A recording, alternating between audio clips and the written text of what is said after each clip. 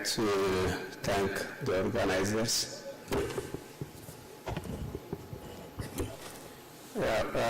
Especially Professor Ranjad Pish for approaching me and then inviting me to come all the way to this beautiful country and to share the experience I have, especially on impact assessment in the context of African countries.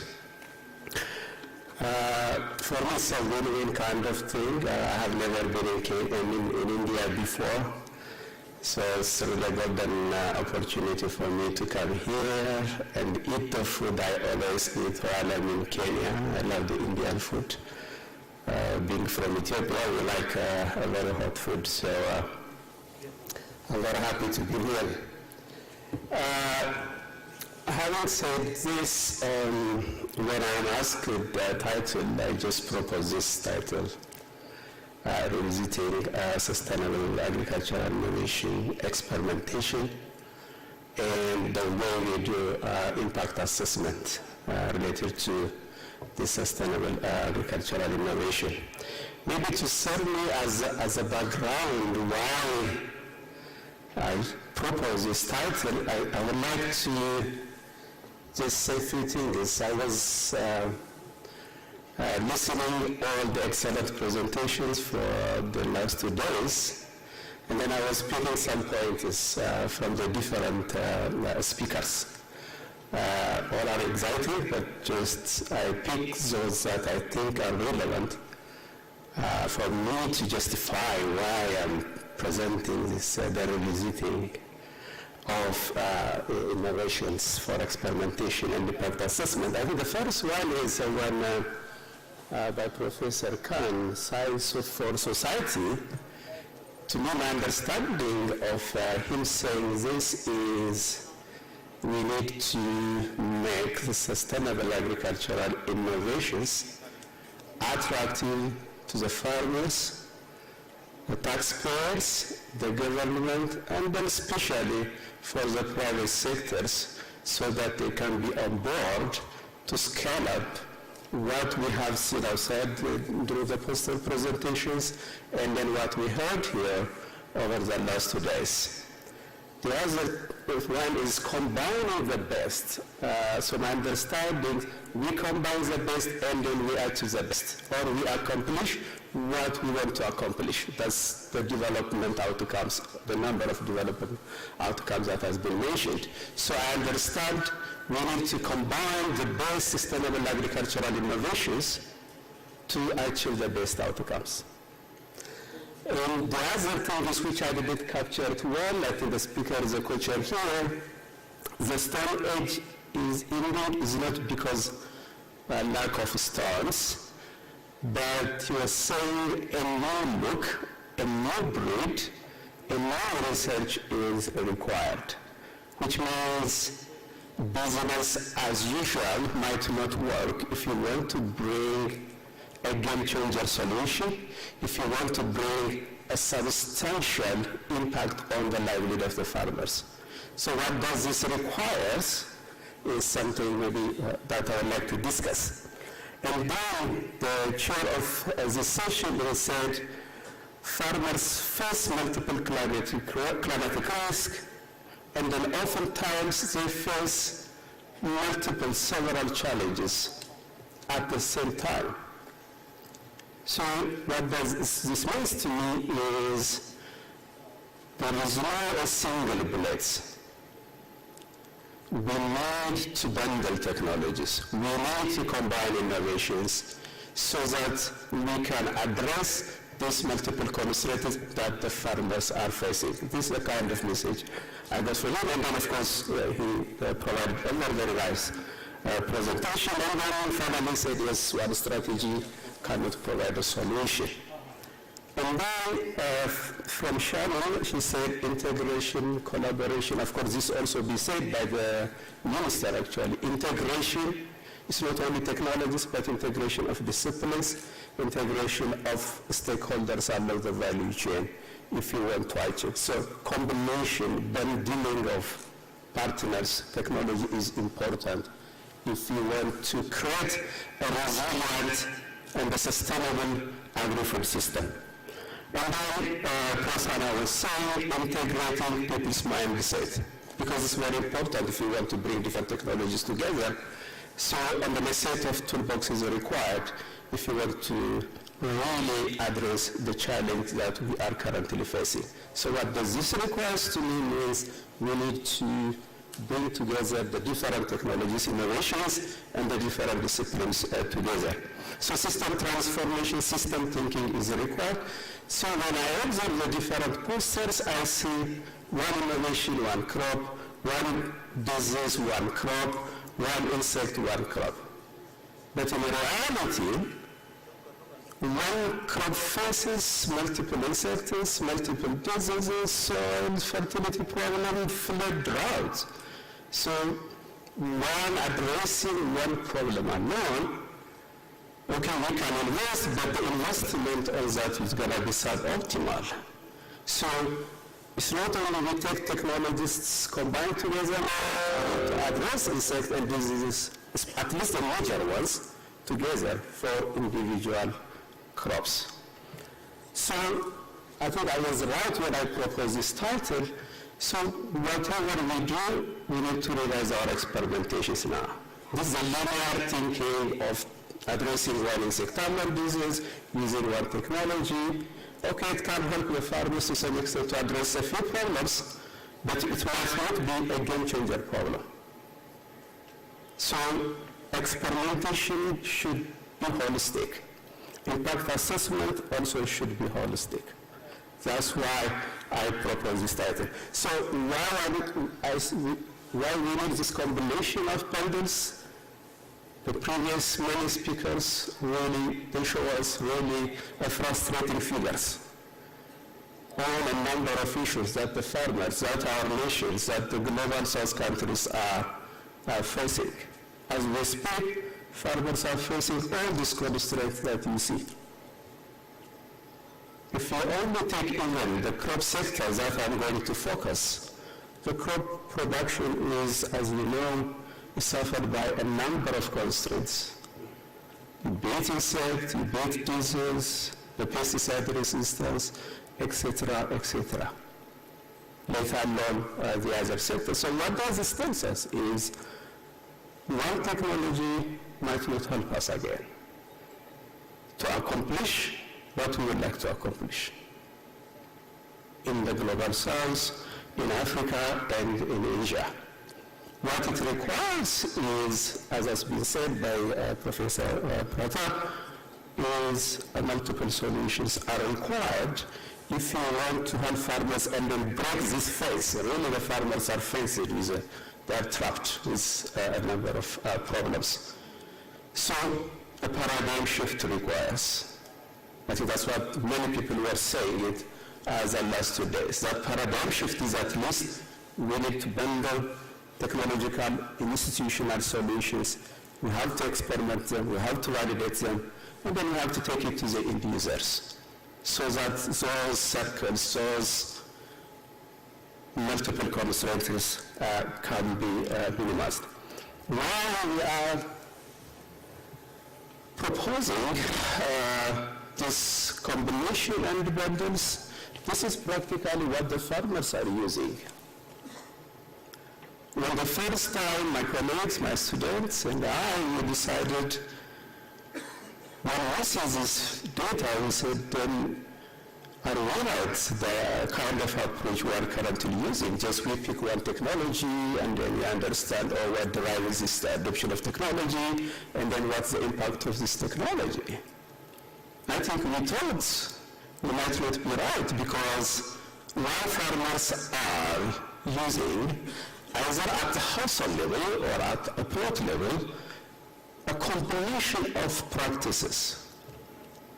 As you can see from this figure, there are some farmers who are using up to 6 practices or technologies, or you can call it innovation, if you like so.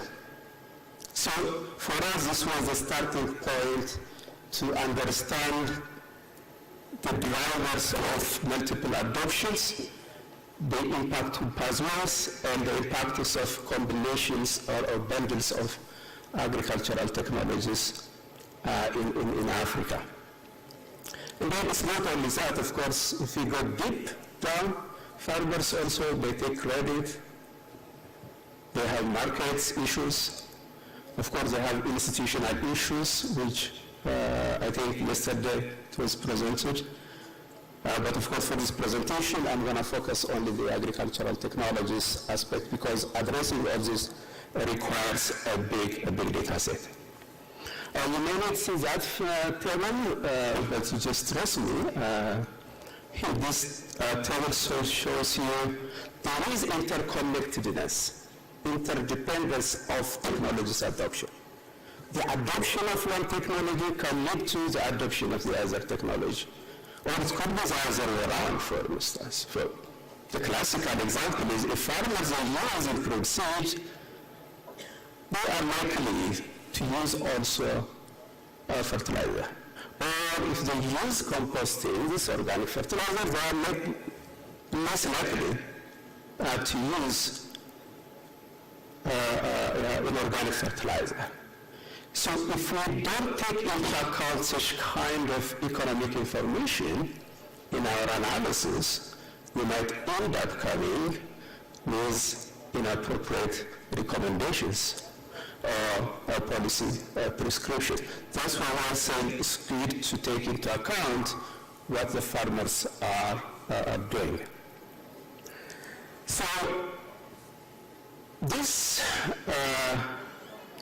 now the economists now are pushing this agenda now, including the normal big economists like Bangir, Abich, Mr. Duflo, and the like. Now they are saying if you want really the extreme poor people to escape poverty, we need a big push. That big push can only be, they're saying it can be happened if we can combine activities, combination of activities. They are saying combination of activities is the necessary and sufficient to bring a persistent and then a perennial impact. So now it's merging this pushing, analyzing this bundle of innovations, and recently Barrett's between 3 expert panels, they wrote a book, mainly focusing on the need of technological institutional bundles. They were underlining we need to develop and promote a bundle of innovations because they said one technology alone will not lead to realize what we want to achieve in developing countries. And this is, the book is available freely online. And then, of course, others, they try to combine different technologies like culture with drought-tolerant seed and insurance. But the most exciting thing is now one CGR center, you have seen Prasanna's presentation yesterday, the Planters Initiative, now they are saying integrated pest disease management. The other initiatives also, now they are talking about technical institutional innovations. This is a good thing, I think, to push this agenda forward. And then, of course, myself have also received the World Academy of Science because of advancing the understanding of multiple technology adoptions and impact assessment, which I believe the community has seen some merit on what we are doing. So this is the kind of thing I think we need to push if you want to bring a substantial change or a game changer solution. Well, I don't want to go to the details of things. Ignoring this multiple dimensional approach, it can lead to a number of problems, including the understanding of the adoption process, what's going on, what drives the adoption of the technology, And then also including sometimes you say, oh, this technology is not performing well, or that technology is bad. It's not necessarily the technology is bad, but we might not have been integrating it with the right combination of the technologies. And then, of course, if the technology is performing, low adoption could be a problem. And then our extension officers also, they like evidence to promote such kind of technologies. And then the result is, again, we may not achieve what we want to achieve. So with this background, I would like to give you some evidence, the benefits of combining different technologies in the African context, which I think also can be transferable to India and other parts of Asian countries. This is one example where we try to consider this crop diversification, maize legume intercropping, maize improved variety, and then conservation tillage. This is the work I was doing while I was working in Senate. Senate was trying to promote conservation agriculture, that's why conservation tillage is here. So the moment you consider three practices or three technologies, you will get 8 combination of technologies that the farmers can choose or use depending on their setting, depending on their economic circumstances. So we use these combinations to understand the drivers of the adoption, which of course, because of the time, I'm not going to talk about what drives this different combination, but I'll focus more on the impact side. So we used multi-manual endogenous switching treatment irrigation, which I don't want to do all again because of the diverse nature of the participants. So this is the result that we found. This is, we tried to see what is its impact on pesticide when we use single technology and then a combination of technologies. As you can see it here, especially when farmers try to combine diversification technologies with a conventional technology like improved maize, you can see a significant, a substantial reduction on the use of a pesticide. This is unique, well, it might not be new, but we need an evidence, a figure to show by how much. And then you can see it's also when tillage is combined, conservation tillage, it requires more chemicals, but it was combined with diversification, you can see a significant reduction in the use of the pesticide. And then I also tried to see the nitrogen demand of the maize crop when it is used under different regimes of technology combinations. You can also see farmers, they can benefit more when you use crop diversification. They can reduce the amount of nitrogen that they apply on improved seeds. For instance, as you can see, the reduction is very significant, as you can see it. Well, the pathways that unite, why is this happening? Because diversification is helping them to control pest disease, and then legume intercropping over time might help them to improve soil fertility. What is the implication of this? Well, there is a possibility to maximize the resource, and then there is a production cost saving, which means that the saving can be diverted to some lovely diversification activities. Of course, if they can reduce pesticide and fertilizer, it can also have impact on the biodiversity. But above all, for the poor countries, where they have foreign currency exchange problem, to some extent such kind of technologies might help to reduce the importation of fertilizer and pesticide. And then, as Professor said yesterday, if you want really to profit the farmers, I think agronomists, breeders, they need to come together. Improve those who are working on intercropping, pesticide, if they can come together, then we can maximize, farmers, they can maximize the benefit. And then, of course, the respective technologies, the impact of the respective technologies can be also have. And then, this is also important for advisory service. Okay, fine, it reduces income, And when pesticide, it reduces nitrogen, of course, by implication. If the price is good, the price of the product, there is a huge increase in income of a maize crop in these two respective countries, as you can see from this slide. And then moving forward, of course, one is the renewal. We asked us in the previous one, fertilizer was not there. We exclude fertilizer, it was not deliberate, because when the moment you add one technology, the compilation will increase, that also demands more data. So the reason is, why we didn't include fertilizer? Now we try to include fertilizer, and we see also when the fertilizer is integrated with crop diversification, you can see that the yield effect is very substantial, especially if you look at the last three combinations. Really, the yield increment is very substantial, which means with local solutions, diversification is some local solutions, we can bring a significant change in the livelihood of the farmers. We also did it for production costs. In general, the one you see is just pesticide and nitrogen, but we combine it, and then you can also see that how crop diversification is really relevant to reduce the cost, production cost, and then thereby increasing the income of the household. Such technologies are not only have a yield increasing effect.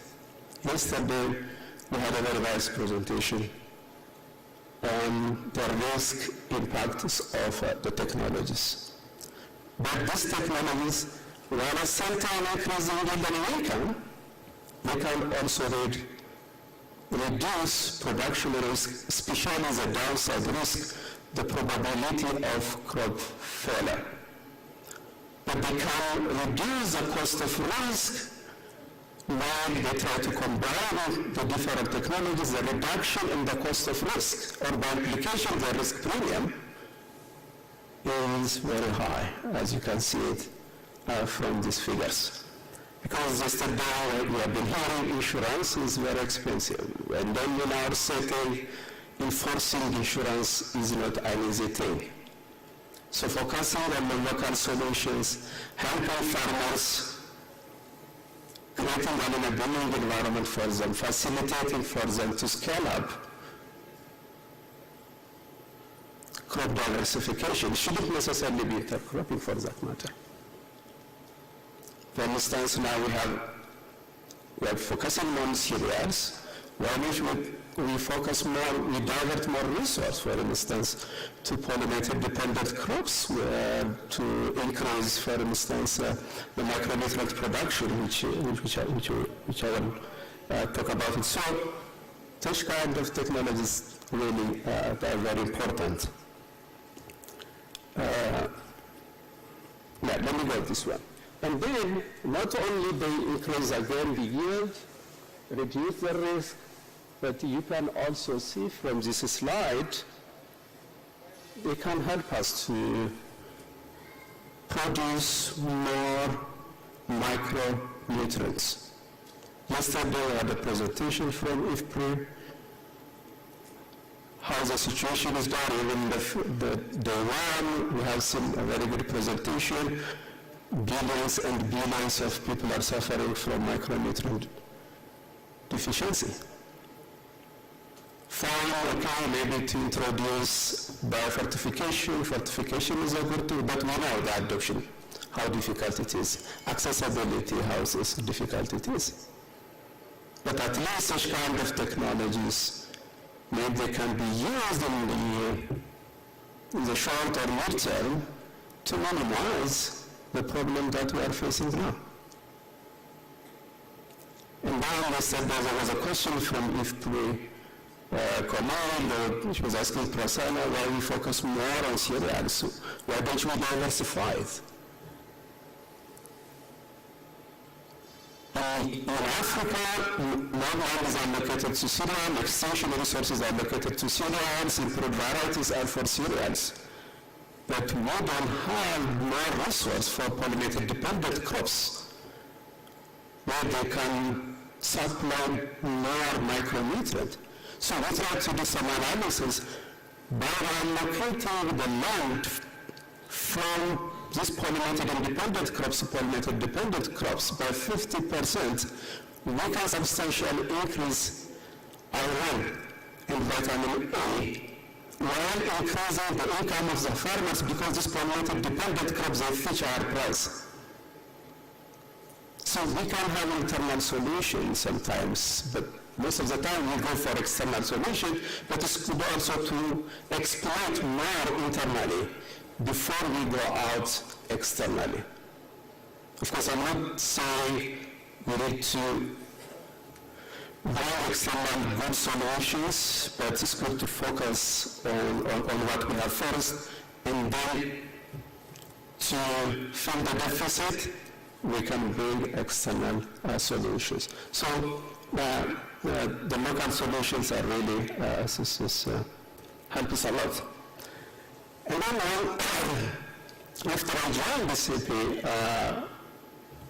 we tried to deploy different health interventions, plant health interventions, animal health interventions, environmental health interventions, and human health interventions. Human is malaria, environmental is more beekeeping, animal health is to control tropomyosis, plant health is a push-pull technology, just as a pilot to see what is the impact of deploying such kind of technologies. And when you see that, the circle is the interaction of the different technologies. So, of course, individual technologies, they increase yield, there is no doubt on that. This is the first one, the push-pull, that has been presented by Professor Khan. Push-pull are really a tremendous benefit. One technology, multiple benefit. Maybe this is one of the technologies with substantial benefit. I've never seen. I worked at the number of impact assessments, but this is one of the technologies I find. It can address a number of constraints at the same time. That's why the impact, it gives you more. I don't want to focus on the individual ones. One thing I would like to share with you is the additional income a farmer can get because of the synergistic effect of the technologies. Farmers, they can get close to $770 as an additional income because we are deploying these technologies together because of their synergistic effect. So this is the kind of thing that we can get when we combine technologies. I know it's not easy, but farmers are to some extent they are doing it. So why not us?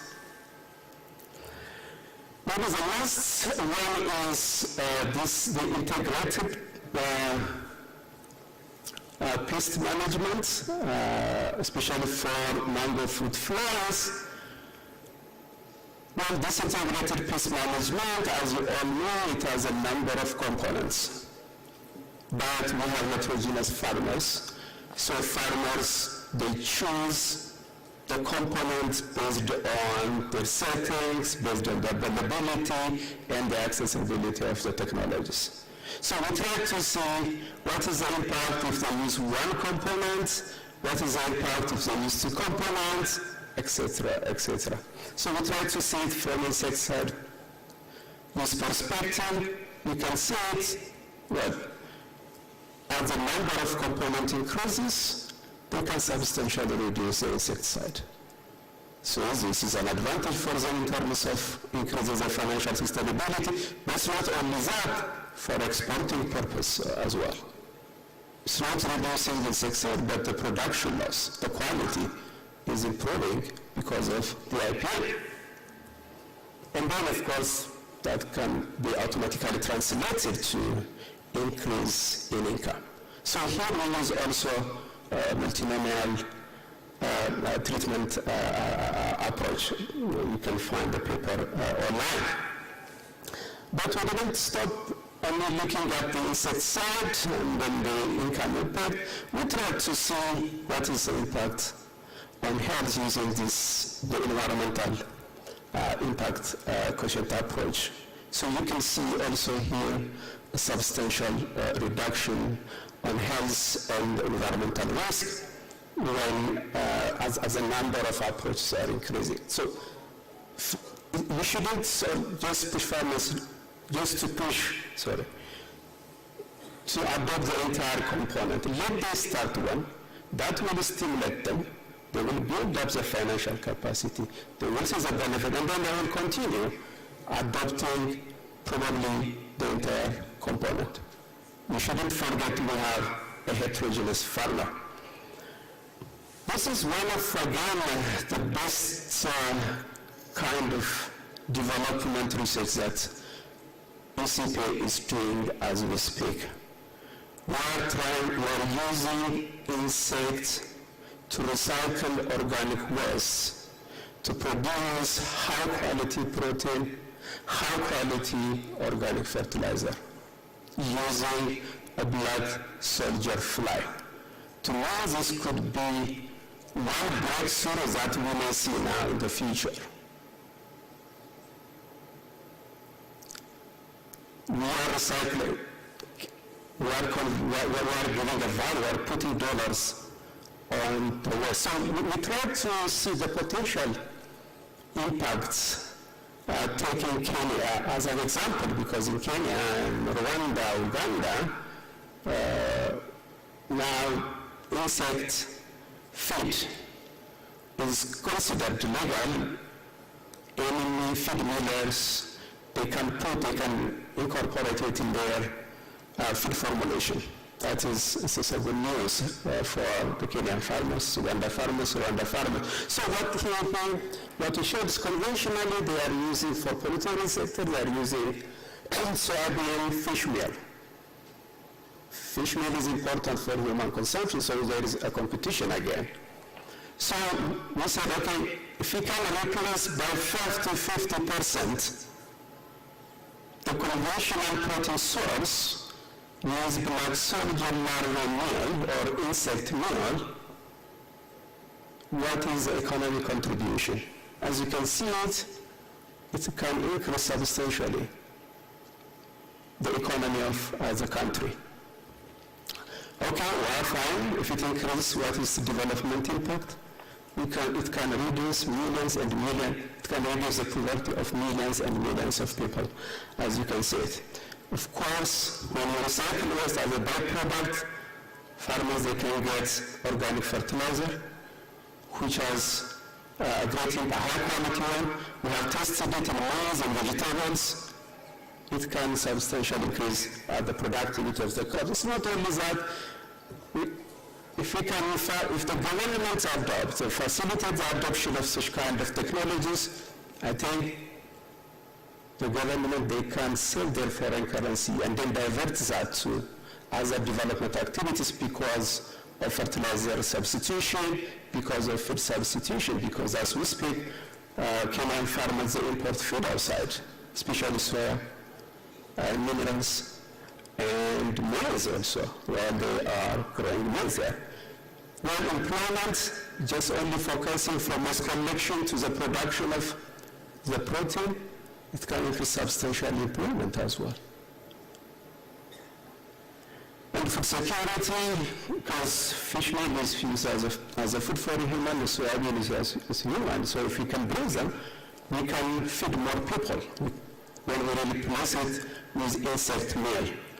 Yes, one of the most important advantage of this insect farming, insect technology, is to recycle the waste, which has an environmental problem, a health problem. For me, this is one best technology that can be considered as one of the sustainable agricultural innovations technologies, especially for the youngsters, especially where we have this huge unemployment. So, as I move forward, I have put this. Instead, I have seen Pratap's presentation.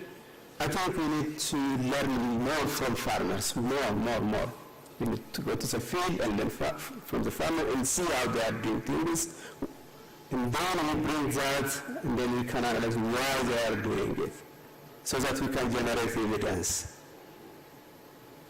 to share the evidence to either fellow farmers or to the scientists or to the government as well. What's important is, like as here I presented only technological innovations, but institutional innovations can also affect the performance of the technologies that I presented to you. So maybe in the future, it's good to see also the combinations of the two. And see, I have seen the presentation yesterday. And then, of course, bundling technologies requires investment, right? So I think donor coordination to me is very important. I don't think there is a resource issue problem. We are investing something here and then something over there. But if they can come together and then invest this together, investment on one side, investment is if you can bring it together, we can achieve this resilient agri-food system. And then we need to also within the disciplines, across the disciplines, integration is very important to make this a bundle effort. Of course, such kind of analysis, it requires a lot of data. So resource requires, if we have to pursue doing, it's not only for social science, also for the biological sciences, it requires more resource.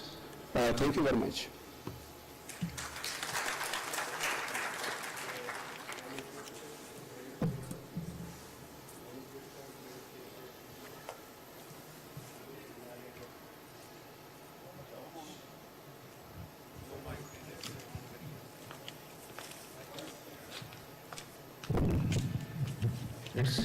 It's coming now.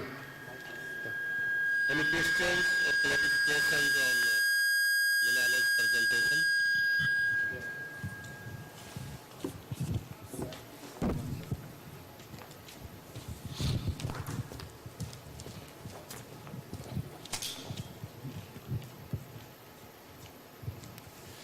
Thank you, Minala, for a very good overview, and I fully agree that we need to focus more on the synergistic benefits of bundling things and system change and ensuring that innovations and technologies are well integrated to become sustainable systems.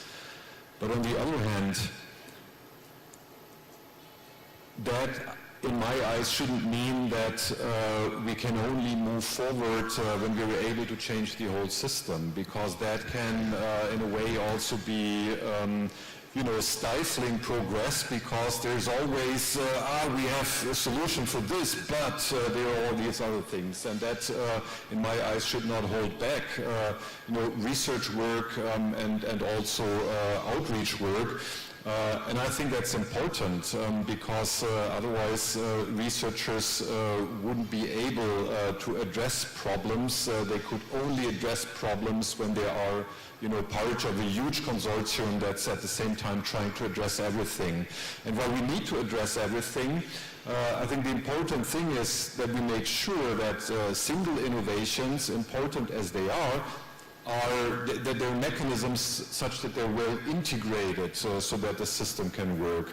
And I'd like to hear perhaps your view on that, because otherwise, especially for young researchers, it can really be paralyzing. You're thinking, with my research I have to address everything. I cannot look at a single crop, or I cannot look at a single pest. That, I think, would be, in my eyes, a disservice to the community if that were the main message. Thank you. Yeah, thanks, Martin. I think that's a valid point. If I sound that way, maybe when I start myself doing research, I analyze the single technologies. To me, of course, but first of all, I agree, we need all of us to move together. And then it's also, as you said, important, is the outreach thing is to me is also equally important. When I say we need to bundle, I'm not really ignoring the benefit, as Martin said, the benefits of also a single technology, especially for researchers, for youngsters. I know what you're doing currently your resource matters, right? If you want to do this kind of combination of things, that may not be achievable for you, but still we need to pursue, we need to learn also. We need demonstrating the impact of that one technology also. By itself, for me, this is a valid thing that we need to pursue. To do those kind of things to require us. But I'm just giving information. When this young research grows up, they need to take things from a holistic perspective. We need to follow we need to praise those kind of things even to get probably more resources in the future.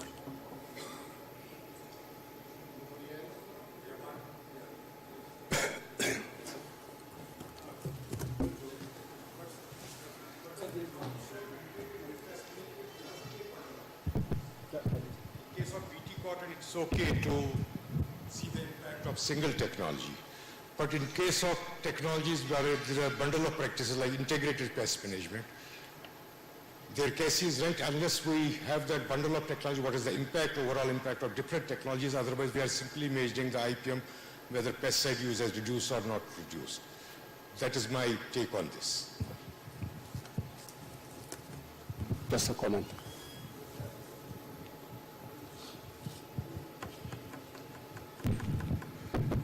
Thank you, Dr. Kesik, for your nice presentation. Usually, when we talk about the innovation, our focus is mostly on the science and technological innovation. But we miss that behavioral innovation and managerial innovation are equally important. So how much do you think that the behavioral innovation can contribute to the sustainable agriculture? Thank you. So you mean behavioral change to the users? Come again? And the farmers. Well, of course, that is we wish to this is still, of course, this awareness creation, behavioral change. I think yesterday I saw one from the agroforestry presentation, one thing I like is worry about scaling. If the technology is useful, it scales itself. That's what, if I'm not mistaken. What is important to do? Awareness creation. To let them know, the farmers, the different characters of the technology, and see if they can use this. Of course, the first thing, the first mechanism, why? Because the reason we are doing all this kind of demonstration is, of course, as you said, is just to create that behavioral change. Then from that behavioral change, the next step is to adopt the technologies, right? So I fully agree, understanding their perceptions, which I have seen a number of really very good posters there. I think that's the first stage, to see the attitude, the perception, their knowledge on the use of technology, maybe the new technology, even the existing technologies really. This is paramount to facilitate the adoption of the technology.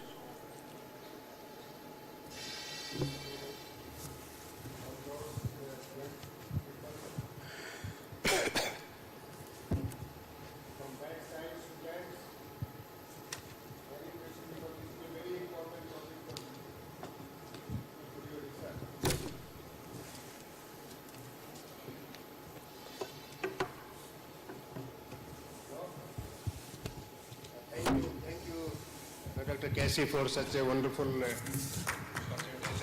Let's give him now.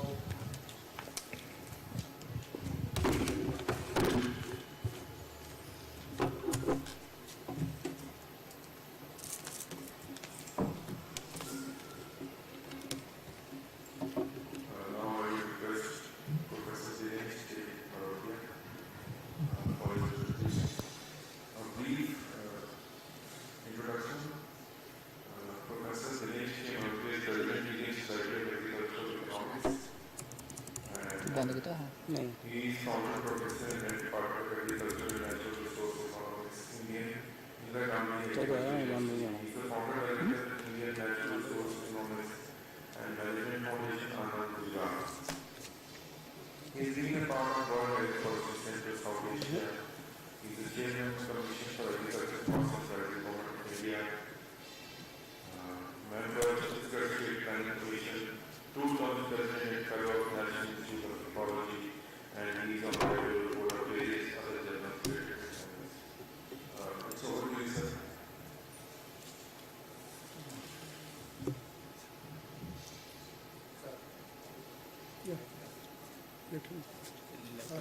Laptop चाहिए हाँ शुरू कर दी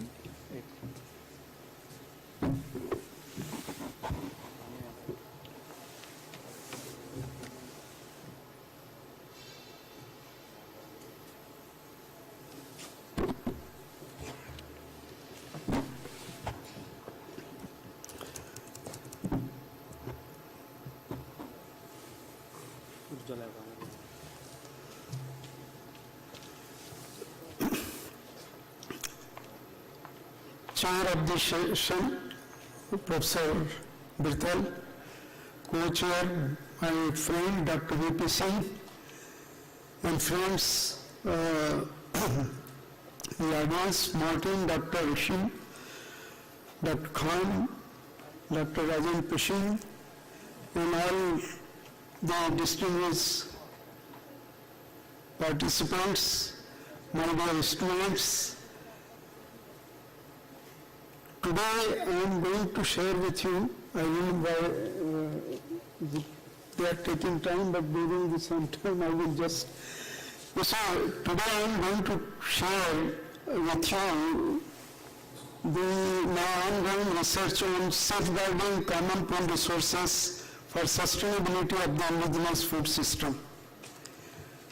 I would like to profusely thank Dr. V.P. Singh, who has read my earlier draft and also made very valuable suggestion which I could reflect in my final draft. So thanks to him. Thanks to my friend Dr. Shin and Dr. Prashant for inviting me for this conference. The topic which I have chosen is slightly different than what you have been, listening since last 2.5 days. And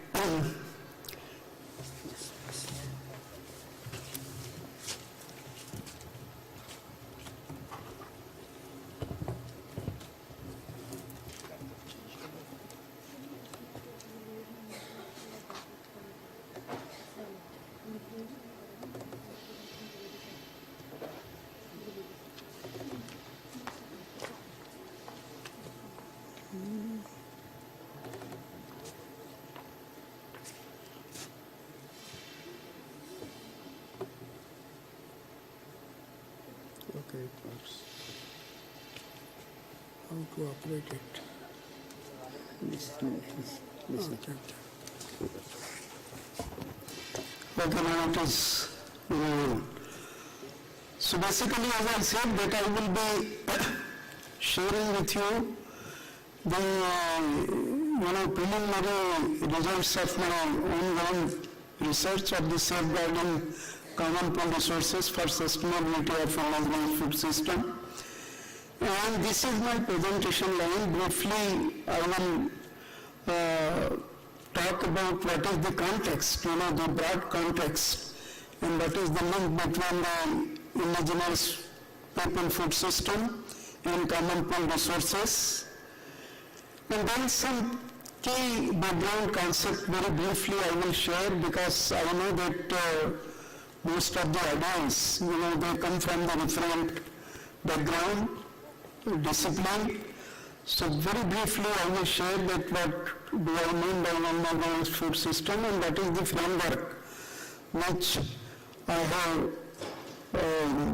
advocated and used for analyzing the robustness of the indigenous food system to sustain the millions of the indigenous people across the world. And then I will try to assess the sustainability of indigenous food system using the broad parameters, which are acceptable in the FAO and other organizations, but also in the academia. And I have added few of the attributes there to assess this. This study is basically, based on a very typical tribal villages in Chhattisgarh state of India. And then I will come to share with you what are the major characteristics of the indigenous people's food system, which are basically, derived from the common pool resources. Then there are many, perspective or the frameworks available in the literature, not only in the ecological economics, natural resource economics, or in environmental economics, but also in the policy platform at the international level, that how can we assess the potentiality of the CPR in relation to sustain or the economic sustainability, the environmental sustainability and equity, and those kind of issues I will be discussing. And finally, I will share with you my views that how to strengthen the CPR and IFS link, and what are the research and policy issues which we are confronted with. Now this, as I mentioned, that this write-up is basically done heavily from my ongoing work, which I am working in villages of Chhattisgarh and different agroclimatic zones, that is sustainability of the indigenous people food system and common pool resource resilience. And then the IFS derived from the three types. Basically, I will only, confine my discussion on common pool land resource, which is, available in a healthy agroclimatic setting in this country. And then the NTFP, non-timber forest products, which are the lifeline in the tribal area, not only in the tribal area, but also wherever the forest landscape is rich, the forest biodiversity is rich, it is, very much linked with the livelihood of the people like fishers, forest dwellers, laborers and other kind of the marginal people. And then the third CPR category which I have used is traditional water structure. There are millions of the, water ponds, different kind of the traditional water structures available in most of the Indian state. But if you cut the belly of India, then almost 110 districts in central India, they have the typical water bodies, and I call them, and I have been calling them as the blood vessel for the rural economy or the tribal economy. And then this data set which I am sharing with you, it's confined with the typical tribal villages where 90% people are tribal, and they are still, custodian of the biodiversity, and they are very conscious because their very survival depend on the CPR. Now, most of the scholars who work on the CPR, basically CPR are the most important component of the community assets in India and also in South Asian countries. The people depend on the CPR, as I mentioned, they are the fishers, forest dwellers, herders, and laborers and marginal farmers. There are more than 370 million indigenous people spread across 70 countries worldwide. Now you can imagine the presence of the indigenous people, and there are thousands of the organizations. They are working day and night to ensure to sustain this indigenous food system. They practice, unique traditions, retain social, cultural, economic and political characteristics that are distinct from those other dominant sectors in the society. Now, even if Indian context, if you go to the northeast and see the tribal people, you will find that their village councils are so strong. They call it a village parliament, And if you go to remote area of Odisha, Chhattisgarh or Jharkhand, and, those areas, Rajasthan, some area, you will find a different setup of the authority system. I call it as a village authority system.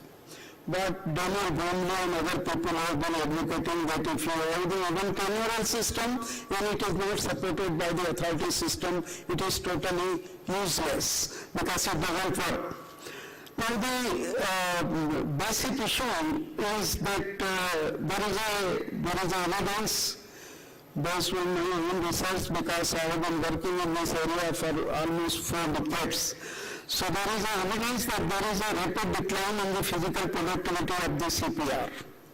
And in Jodha's work and work of some of the people who are working in the anthropology and working in the ecology, my friend Raj Gopal and other people, and they have established that that the physical productivity is declining due to various reasons, which I will come back and discuss with you. In the unequal access, now unfortunately in most of the states in India and elsewhere, the unequal access and control of the indigenous people on CPR have been the major factor of displacing a large number of the indigenous people from the landscape and reducing their status to the environmental refugees. I call it environmental refugees because they are forced to leave their roots and working as a laborer in many cities in the very hard city environment. Now, the new knowledge which is recently emerging, in last decade, people have been working, and the new knowledge and understanding about the management and conservation of the CPR is sustaining indigenous food system has increased significantly. And most of the work which is my colleague, she is doing in the International Foundation for Science, where she works on the television kind of the arrangement and how we can sustain the indigenous food system. This has recently increased. The design of an effective CPR management system, we have been repeatedly saying, and till today, there is no policy, it lacks a fair understanding of the interplay between the technical and institutional element. Let me take a few seconds to define what I mean by the technical and institutional elements. In fact, when we talk about the technical and institutional element, all these resources, water, land, soil, and these are the production resources. And we transform them to the production process through the technological intervention. But the moment we complement this with the institutional arrangement, what I mean is institutional arrangement really define the relationship among the users with respect to a particular resource, in this case with respect to the CPR, whether it is the intake, whether it is the water, or whether it is the common pool resources. So CPR management problem to me are associated with the inadequate understanding of the role of IFS in sustaining livelihood of indigenous people. It's very unfortunate because this has not been acknowledged in the literature that CPR played very significant role, particularly in the life of indigenous people. A large number of the research work is now carried out, but in different countries, but not very well focused. So this is a gray area where people have to, and this can be only dealt when we have the very robust interdisciplinary team. No single discipline can address this because there are dimensions which anthropologists will address. There are dimensions where you need the hydrological person who can understand the water regime, whether it is changing the water regime due to the development works. And we also need a very fine person from the climate, understanding that people are cutting millions of the trees for development projects. So what will be consequences of this kind of the things? So we will be, these are the issues.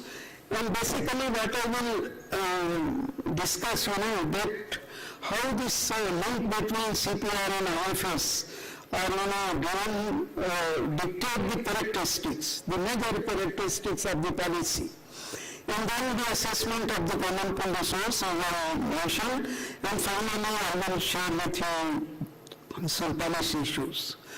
Now, the common pool resources for those who are new to this field, particularly for the students,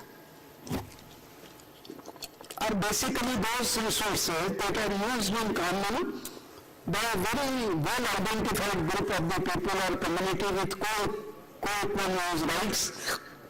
And such a group have the authority to collectively exclude the non-members. But take example, there is a tribal community, they have the informal and formal code of conduct. And collectively, they can exclude those people who are not part of their group or the community for managing these common pool resources, whether it is including the sacred groves.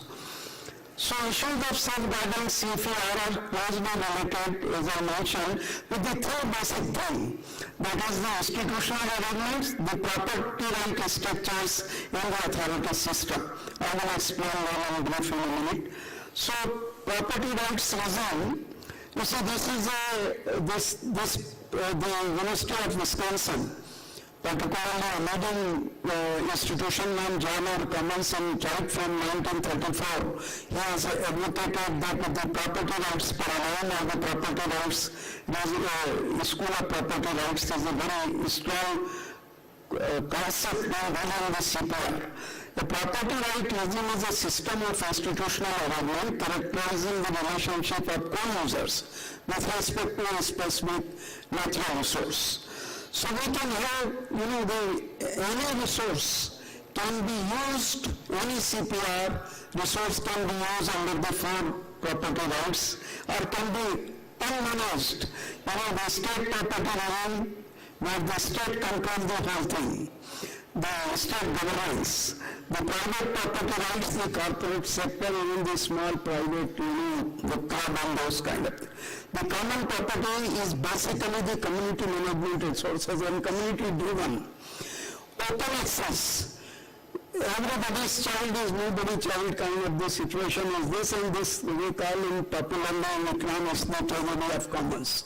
So this is a total chaos when there is no the authority system failed and the property, the institutional arrangement collapse. Now, if you see those people who work with the indigenous people, and I was very happy when Wilson was mentioning about this, and others were mentioning.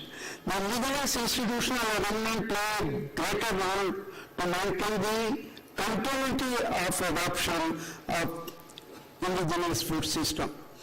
But Professor Paul and other people have also mentioned Dr. B.P. Singh in context of the agroforestry system.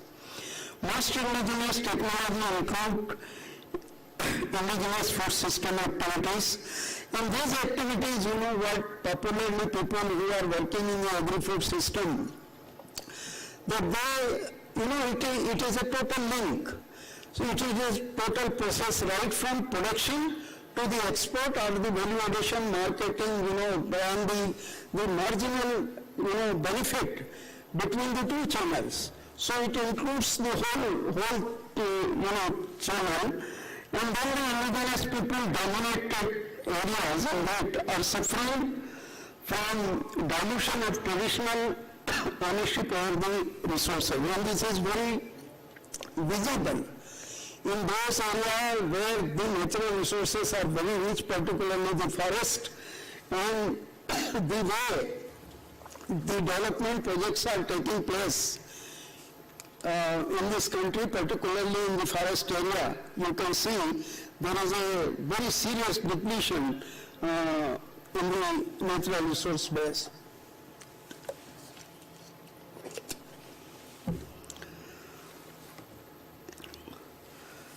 So a typical food system, as I mentioned, involves a range of the farmers, fishers, gatherers, and their interlinked value-adding activities. all the traditional food system, or the indigenous food system, have a very robust value chain system also. And I will be sharing with you only with the 3 examples. So according to FAO, if you can take care of the economic, social, and environmental sustainability, that particular food system can be treated as sustainable. But I would say that in the Indian context, we have to understand the socio-ecological transition which is taking place in these areas.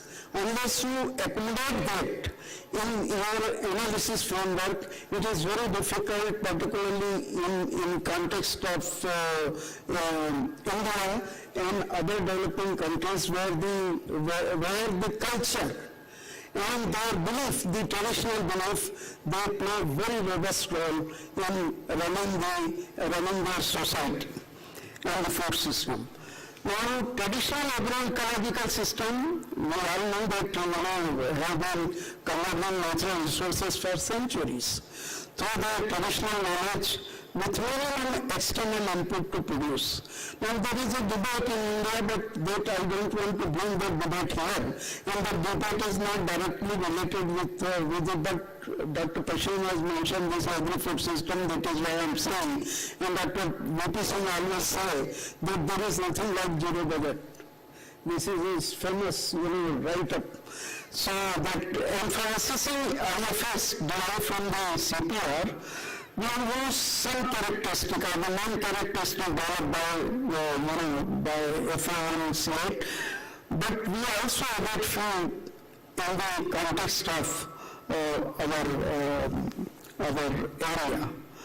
Now, database, as I mentioned, that it is drawn from one thing, and then this is, you can take this presentation as a case study of the 6 villages, because I have been only engaged with the case study throughout my career, because I believe that you can bring many lessons, even for making the policy corrections.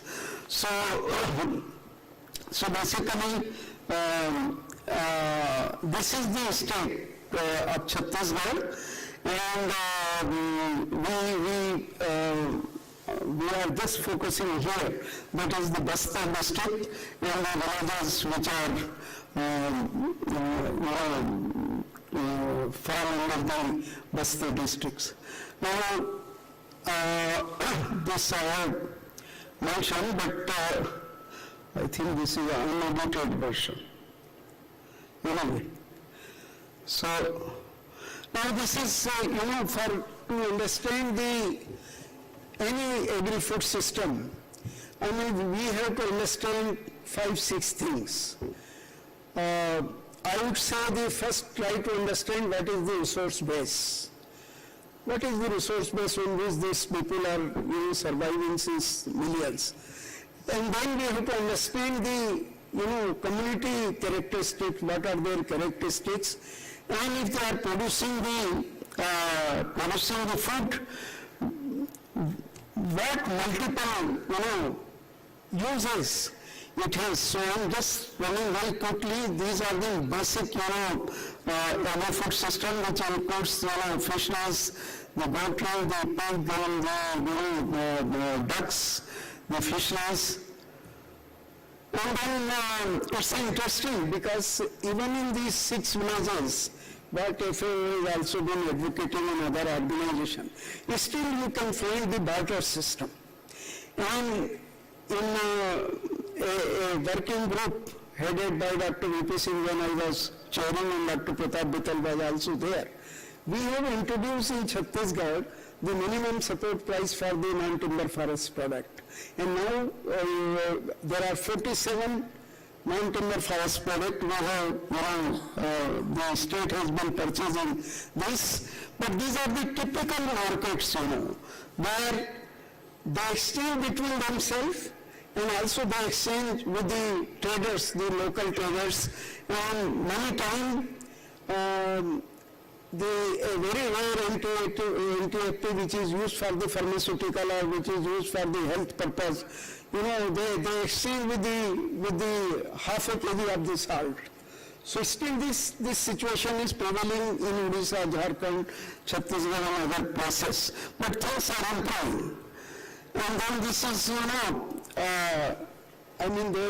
as in Kohima and Nagaland, and Chhattisgarh also, people, make the sweet of this natural ants, and then it is a big market. So, and there is a traditional drinks also, which are very highly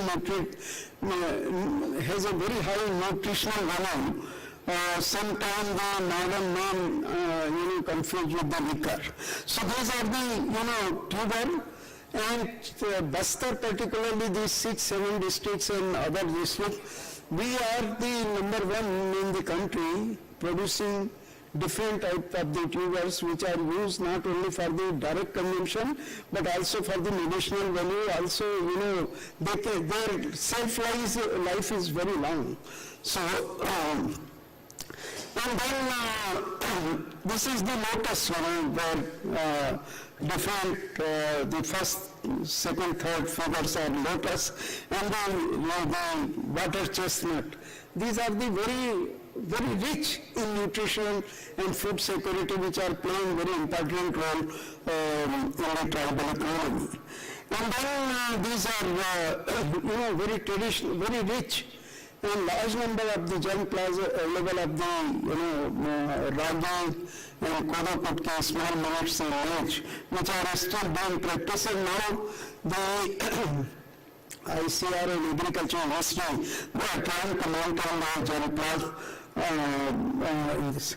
And this is, this is just their intuition, their traditional art, and in the lean time when there is a heavy rain, they just engage themselves in a fruitful engagement to prepare this, the brown and other kind of thing. And this gentleman, one boy, is trying to climb a tree, and from there he will extract the juice, which will be Indian beer, they just with the hunt.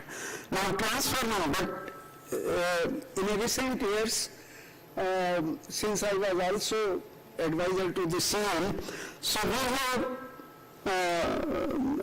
advised them that gradually let us go for the socio-ecological or the transition. So this is a term, what is the then DCD, and then packaging and the marketing by the self-help group, which is only run by the women. So this is when only I will take 3 examples to just illustrate my point. And then we have the honeybee, honey, and this we are almost exporting even. The self-help group is exporting. So you can understand with these 2-3 examples that how transition is taking place.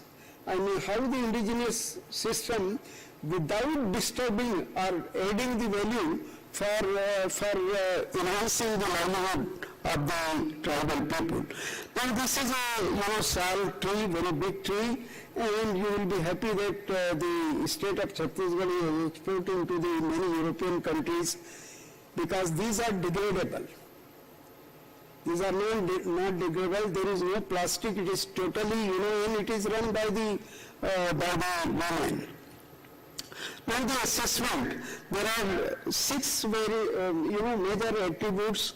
You can see this paper in the proceeding which Dr. Prashin has distributed, but I will only try to explain here that what are the different attributes I have used, that is right to land, territories and the natural resource base. So whether the right is dilute, and if it is dilute, what are the major drivers, positive and negative, and what will be the impact, the short-term impact, long-term impact, and the spatial and temporal impact. And then we have the biodiversity, multifunctionality of this system, and self-sufficiency. I mean, it is, Bastar is also one of the biodiversity hotspot, and we are very lucky that these poor tribals, they are the custodian of this biodiversity reserve. And continuity of the traditional practice, adoption and innovation. We are doing simultaneously one more study where we are trying to document that the traditional natural resource management system, how they are still, surviving in the remote areas of the country. So governance, many times there are very development projects are, introduced. And this poor tribal, many times they are not, they are not aware that whether it is for their welfare or whether this is how they will be benefited. So around the world, all these 370 million people have been raising their voice, and there is a movement that is indigenous people voice. And there they are debating about these governance issues. One unfortunate or fortunate part is the youth generation, which are, transforming of the peri-urban area. They are really losing their local language. And even if a tree is there or a small plant, medicinal aromatic plants are there, the young generation is not able to identify that. This is a tragedy. And once you push up these people towards the environmental refugee path, then they are also losing the language. So what Ramchandra Goyal and Madhav Gadgil, they have been talking about this particular component. We are also very seriously concerned when we talk about the Bastar and other. Now the globalization. I mean, if you go to some remote area, Bastar or Jharkhand, you will find that sometimes, I am not generalizing, but sometimes we, for the sake of the grant, we take those projects which really eliminate forever. The irreversible loss was John Kotalia resources for future, wrote almost 50 years, the conservation reconsidered, which I find now in many areas of the country. This we have to really understand that what will happen to this system. And now the impact of internal, as I mentioned, and the external drivers associated with each policy we have analyzed. The gradual socio-ecological transformation which is taking place in CPR, and there is a change. I mean, you can see, I'm sure if you go to the remote area of Jammu, you can see the change. The earlier the multi-use common pool resources, now they are reduced to a single use. This is a disaster when, as an ecologist, because these are having very robust kind of the biological setup. NTFP collection. Now, it is good that you introduce the MSP, or the minimum support price, but the traders, the moment they will push, they will even go beyond the threshold level. If you will ask, we have engaged the taxonomist whether this can be regenerated or not. Many things cannot be regenerated. So you have to, very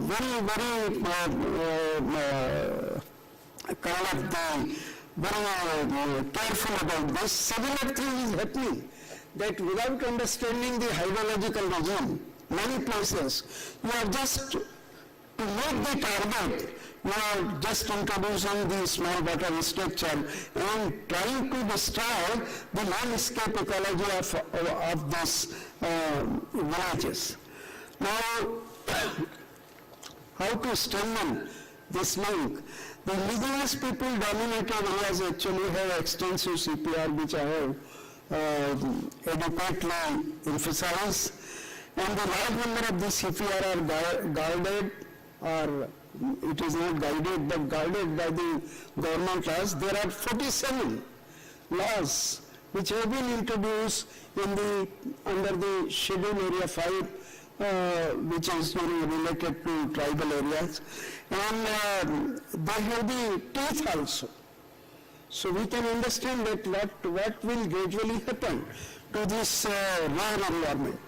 there is urgent need to synthesize. You see, when many people, including Madhav Gadgil and my friend Anil Gupta, and we talk that we should have this very synthesis between the traditional ecological knowledge and the contemporary knowledge. Unfortunately, what I found, that there is a disequilibrium. When you talk about this synthesis, you have to bring under the equilibrium. I mean, there should be complementarity rather than, if we really want to understand the socio-ecological transformation which is taking place. In some of the tribal areas, the traditional CPR are now being recognized for their very high ecosystem services. Now here, not only monetary and non-monetary, I would like to take a minute here. Sir, I am doing okay with the time, or my time is going to be over? Please conclude. Okay, I will conclude. In fact, this ecosystem services, if you see in the tribal area and other area, it is dominated by the provisioning tribal ecosystem services rather than the supporting services, regulating services, and the ecological service, those kind of things. There are global implications also. Now you cannot isolate those villages with the influence of the global villages, and you have to also understand that the value of the local knowledge when we talk about the biodiversity loss, IPR, tips and other kind of thing, the conflict over the management of such resources is intensify. Based on my research, I can predict that it will intensify and the governance issues are likely to become increasingly complex. I think this was my last slide. And then the information, there is very sketchy information about this, and it is very difficult to find the researcher nowadays to work under such a project where you need very extensive field trip. So thank you very much. If you have any question, kindly let me know. I will be very happy to respond. And even after this session, if you wish to interact further, most welcome over the lunch. Thank you very much. Any burning question? Quickly.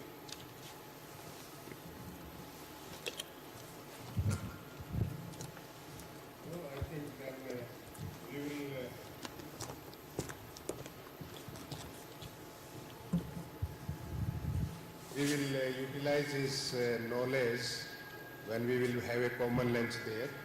So, but before that, of course, we have to make some remarks. Sir. Thank you.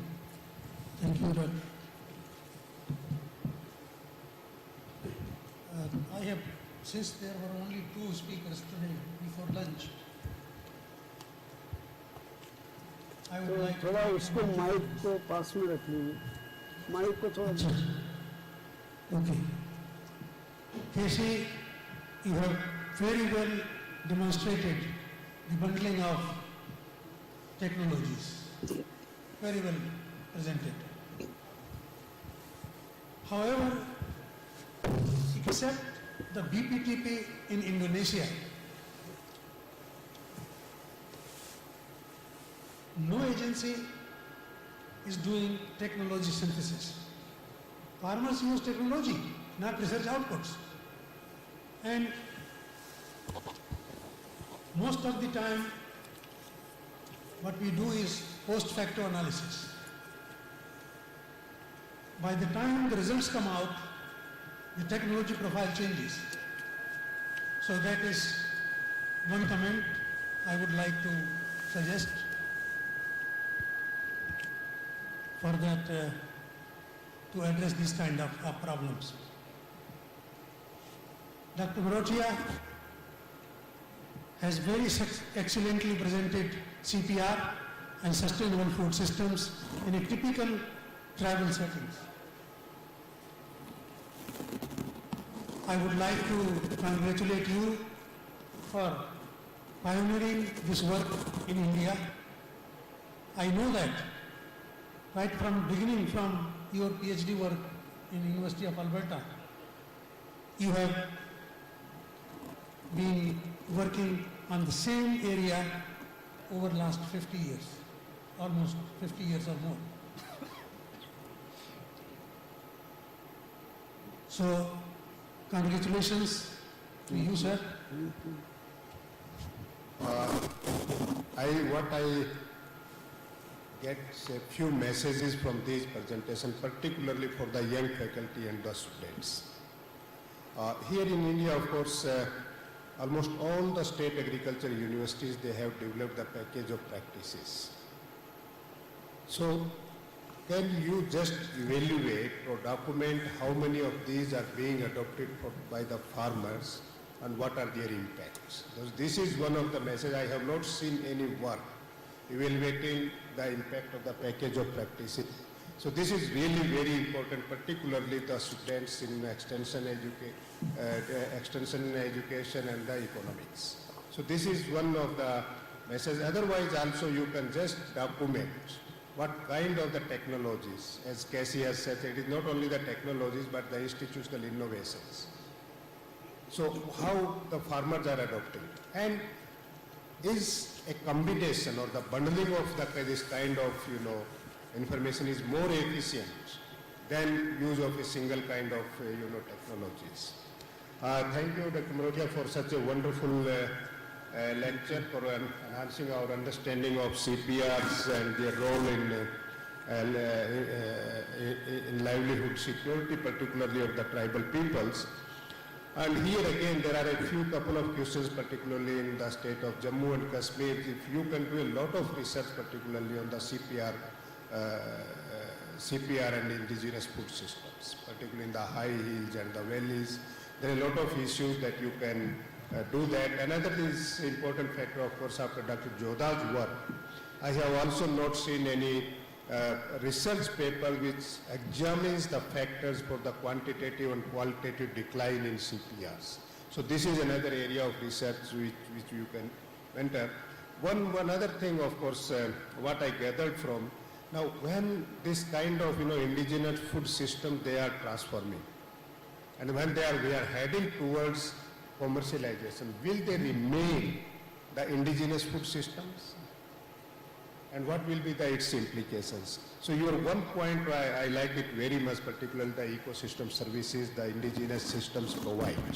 Now can we devise some kind of evaluate the ecosystem services and devise a mechanism for payment of ecosystem services for conservation of the biodiversity and livelihood of the system? Thank you, sir, for such a nice time. Thank you very much.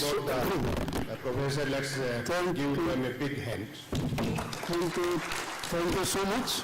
And thanks to the organizer, which co-chair, chair, our friends who are doing the portraits. Thank you so much. Thank you. So this will come to the question session, but before we go to the lunch, it's time to make some presentations. So I would like to request Dr. Minal Qasim kindly come on the stage, and I would also request the chairperson and co-chairperson of today's session to be on the stage to give the awards. I also request Dr. Javan and Dr. Vicky Cole to kindly come.